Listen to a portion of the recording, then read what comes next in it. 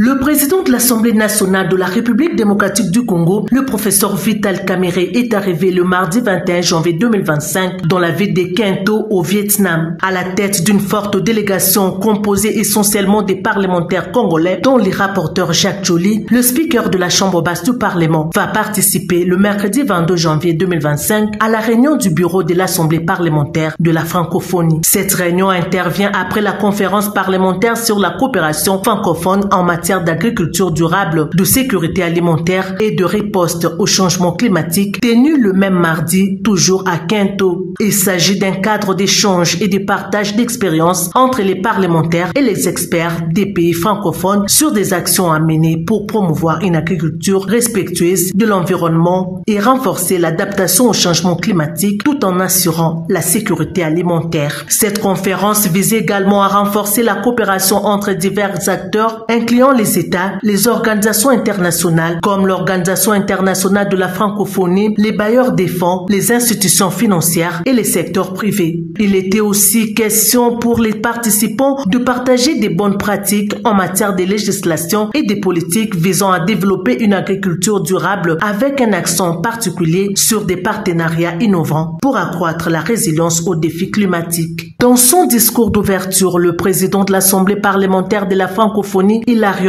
Etong, a souligné le rôle capital des parlements dans la réponse aux défis globaux, tout en favorisant une coopération entre les parlements pour transformer les engagements en actions concrètes. Hilarion Etong a aussi révélé que le corpus législatif de l'Assemblée parlementaire de la francophonie sur les changements climatiques fournit un cadre solide pour des actions concrètes au sein de l'espace francophone afin d'appuyer les parlements francophones dans leurs travaux législatifs en vue de la mise en œuvre de l'accord de Paris sur le climat. Ainsi, la réunion du bureau de l'Assemblée parlementaire de la francophonie devra donc s'épancher notamment sur les recommandations contenues dans la déclaration de Kinto, adoptée le mardi sur la coopération francophone en matière d'agriculture durable, de sécurité alimentaire et de riposte au changement climatique. C'est une occasion propice pour les pays francophones de collaborer et de trouver des solutions innovantes face aux défis environnementaux et alimentaires actuels. La participation de la RDC à cette rencontre se justifie notamment par son rôle crucial en tant que pays solution face aux défis du changement climatique, de l'agriculture durable et de la sécurité alimentaire. Les pays possèdent l'une des plus grandes forêts tropicales du monde qui joue un rôle capital dans la régulation du climat. La République démocratique du Congo abrite une biodiversité exceptionnelle avec de nombreuses espèces végétales et animales. La protection de cette biodiversité est essentielle pour maintenir des écosystèmes sains qui à leur tour soutiennent l'agriculture durable et la sécurité alimentaire. Avec une population en croissance estimée actuellement à plus de 100 millions d'habitants, la RDC veut diversifier son économie conformément aux engagements pris par le président de la République, Félix Antoine Tshisekedi Tshilombo. Elle accorde à cet effet une priorité aux investissements dans l'agriculture durable pour non seulement nourrir sa population, mais aussi créer des emplois et développer